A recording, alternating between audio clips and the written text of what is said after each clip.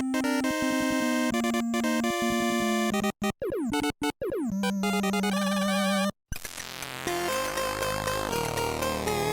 game fucking sucks! Fucking sucks! Fucking sucks! Fuck! Wow, I just shot down a duck by saying fuck. It's like puking on a pile of shit. I wasted all my time on this shit. I want it back. It ruined my life. Man, fuck this game. Fuck it to hell. Fuck it to oblivion. Fuck it to damnation of mankind. Yippee-ki-yay, motherfucker!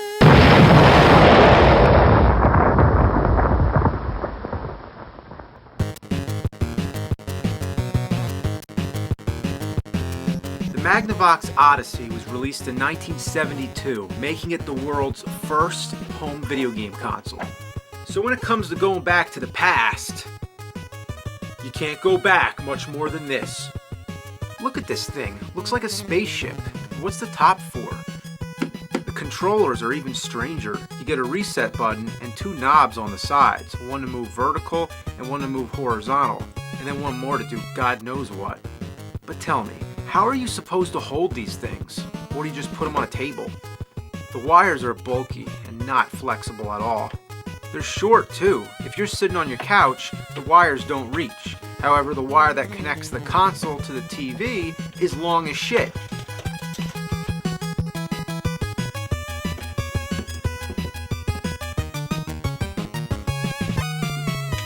Alright, I guess you're supposed to play with it on your lap or on the floor. Alright, now we're ready to play some Odyssey. Oh, of course, I forgot one thing. We need a game. These are the games. Pretty elaborate, right? The titles are the best part. Like, what are some of the games you grew up with? Maybe Wrecking Crew on the NES, or Afterburner on the Sega Master System, or how about Game Number 1 on the Odyssey? There's no power button. When you put the game in, the console starts up. Pretty efficient, I guess, but half the time, it doesn't work. You gotta keep fucking around till the picture comes in. And after that, what do you get? Just a dot, or a dash, whatever the fuck you want to call it. The only thing we need now is someone to play with. Sorry, but these are two-player games, so I really don't have much of a choice. Alright, come on out. This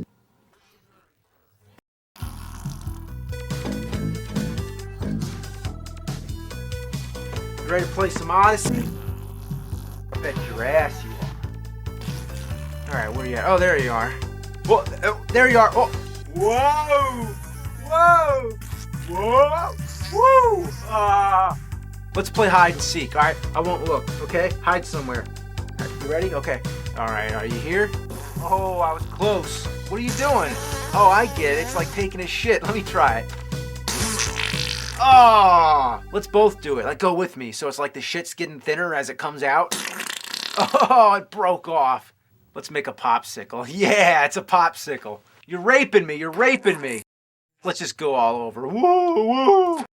Man, people in 1972 must have been bored out of their minds. You really got to use your imagination because the Odyssey doesn't have sound. And when you think about it, it doesn't have graphics either. Yeah, check out all the stuff that comes with the system. You have chips, cards, dice, a scoreboard, and most important, the overlays. This is the substitute for graphics. They come in two different sizes depending which kind of screen you have.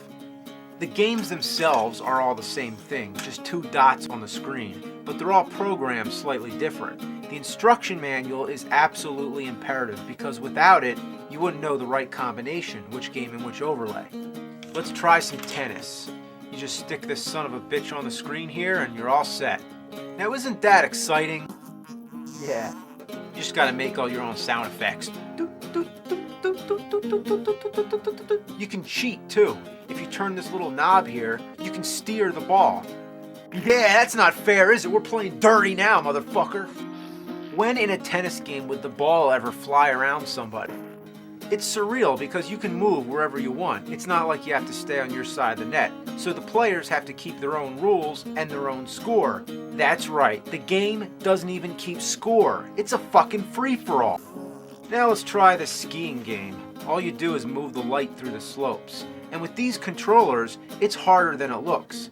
The only goal is to stay in the lines and see how fast you can get to the end. It's up to the other player to keep time. Now that is what you call a desperate attempt at a video game. Now we have Simon Says. You just do what the card says and see who gets there first. Simon says go to the wrist. Simon says go to the pet's ear. Now this is some A-class entertainment. Look, it's the dog's tongue. Oh look, he's got a nuclear boner. Nuclear boner! She's giving birth to a solar baby. Here it comes. It's time for football. And all I can say about this one is that for the first football game on a home video game console, it's fucking horrible. There's a board, a football marker, and pages of instructions to explain it all. You gotta do all kinds of math, calculate the wind and shit. So the hell with that. Hockey. This one's more fun. You just try to drive the puck into the opponent's net. If you keep tapping the reset button, you can change direction. Anything goes in this game. Gotta keep it away from the net. Keep it away from the... Ugh, you bastard. This one's called Anal Logic. Yeah, that sounds fun. It's like the logic of your ass. It's supposed to take place in outer space. You each start on your own planet. I guess maybe your anus and my anus. The idea is to get to the other player's planet by following a pattern of numbers. You figure out the patterns by adding the numbers of the last player's move into some fucking math equation. It might sound like a complete waste of time, but that's because it is. Cat and mouse. In this game, one player's the cat and the other player's the mouse. The cat tries to catch the mouse and the mouse tries to get to the hole. The blue squares are supposed to be furniture, so you have to go around. But there's nothing preventing you from passing through, so naturally both players are going to end up cheating. Besides, why can't the furniture look like furniture and the hole look like a hole? Instead, they're visual representations of what they may have looked like if this game had graphics. But it's an overlay. Draw some fucking furniture. Next is Haunted House, the first horror game.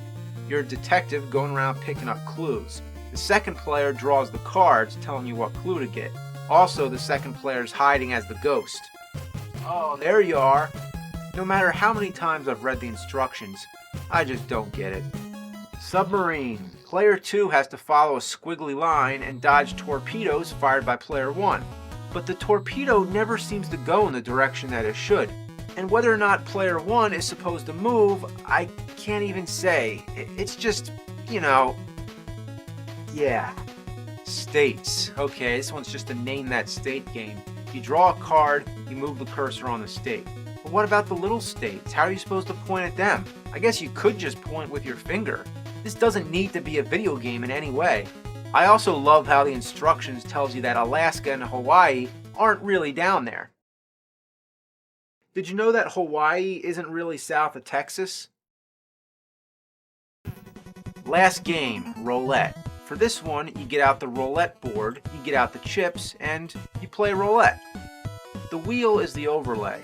Whoever spins the wheel just closes their eyes, moves the cursor all over the place, and then you just look where it landed.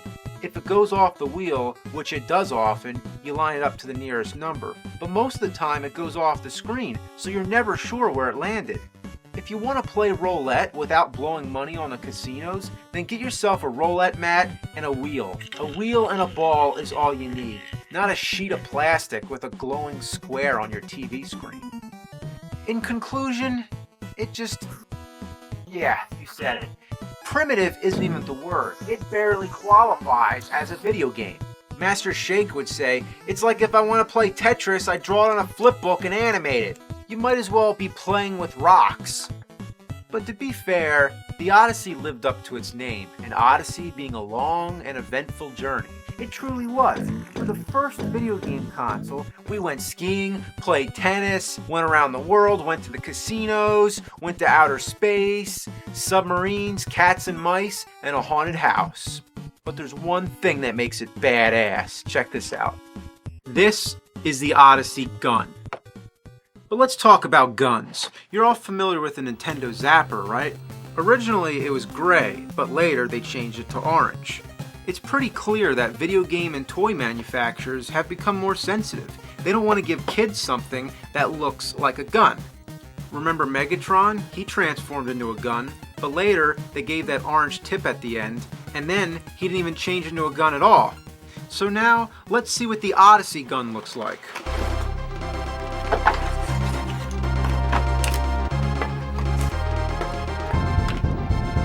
Well, the Odyssey doesn't fuck around. I mean, this is what you call a gun. I mean, look at it. It's a gun. It's a fucking rifle.